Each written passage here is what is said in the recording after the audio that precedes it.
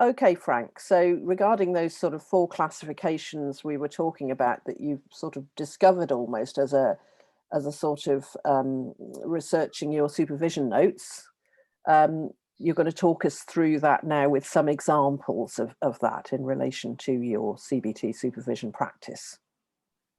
Yeah, sure. And so I'll begin with the, like what you would call more technical supervision, Right. which is what most people think of as being CBT supervision, I think. Uh-huh. And in fact, I probably, having a result of this today, I'd probably subdivide that a bit. And some of them would be to do with the psychological condition that you're working with. And Sure. the other ones would be more about the method you were using. Okay. So one of my supervisees recently had a client who was very tough on herself, and we together identified that there might be a schema there in terms of unrelenting standards. Right. And this particular supervisee had only very limited ideas about what one might, to work with, a schema. Yeah. This is like a deeper, it's even beyond the level of core belief. And so I was able to have a discussion with her about various methods of working with schemas, things like the continuum method, where you put the schema on, and it might be from one end of the continuum would be, my work must be perfect, to my work should be just okay, or something like that. Yeah. And you rate various things about you and people you relate to along that continuum, begin to see that it's not quite so black and white as it's not quite so undifferentiated, and that's very helpful. So for that, I was able to have that kind of discussion. I was able to, in fact, I think I actually lent her a book in the end. Yes. Which had some follow-up material. So that was fairly straightforward, me drawing from my experience of, how to actually do something. And of course, schemas, I know this is all, sort of because you're so skilled in this, but schemas is a deeper form of CBT practice, isn't it? Which we hadn't mentioned earlier, but yeah. Yes, I mean, there's, in fact, I want to slightly challenge that a bit. I mean, we are talking about working with deeper seated material. Yes. But some people kind of say, oh, well, that's schema therapy when you do that. Right. And I don't like those kind of divides. I mean, I think there's evidence, for example, that schema therapy works very well with borderline personality disorder. And so I think people should look, know it from that point of view. But that is quite specialist work, in actual fact. My concern has been more in the schemas are just every day in practice. Yes. They'll come up with all sorts of clients all the time. And I think sometimes CBT has been too, and it's a lot to do, as we'll say in a minute, to do with diagnostic labeling. Yeah. And I have a fairly pragmatic view of that.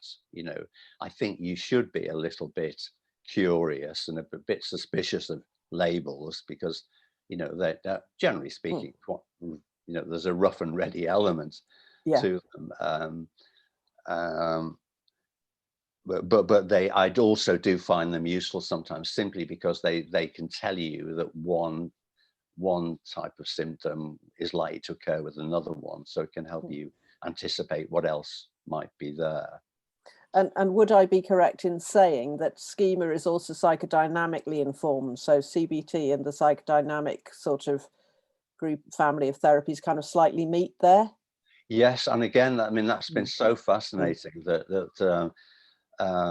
there's quite a lot of new evidence about what Beck really thinks about psychoanalysis, and it's not as bad as most people think, and he generally owns the influence. It wasn't that he Yes. rejected it so much, Yes. but Yeah. and in Yeah. fact, what it now seems is that he was never really satisfied with his original definition of schemas, and has recently returned to some psychoanalytic language, Yeah. things like cathexis, that's the energy that goes into, a schema in this case.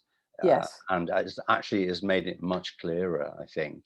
It's a slightly Yeah. complicated read, but when you've got it, it does make more sense. Okay.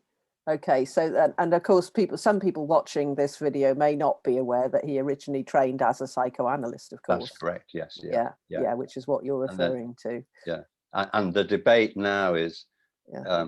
not so much when he left psychoanalysis, but when psychoanalysis left him. Okay. But Okay. so that's the technical, the method side, but also it's some technical issues come with diagnostic labels and assessment and so forth. And Yes. so I came across one recently where one of my supervisees had given one of the measures, depression measures, and the client's score came out very low. So you would say, oh, well, they're not depressed, but Right. there was a lot of other things about them that made you feel, that they were actually depressed.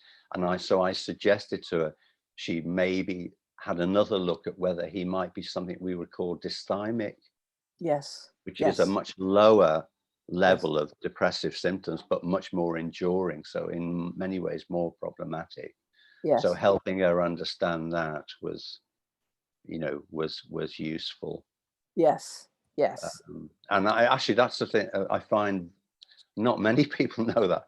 Not many of my supervisors have come to me knowing much about that distinction. Well, to me, actually, that's a sort of mental health language. Yes. So Yeah. nurses Yeah. would know that. Yes. Mental Yeah. health nurses would know Yeah.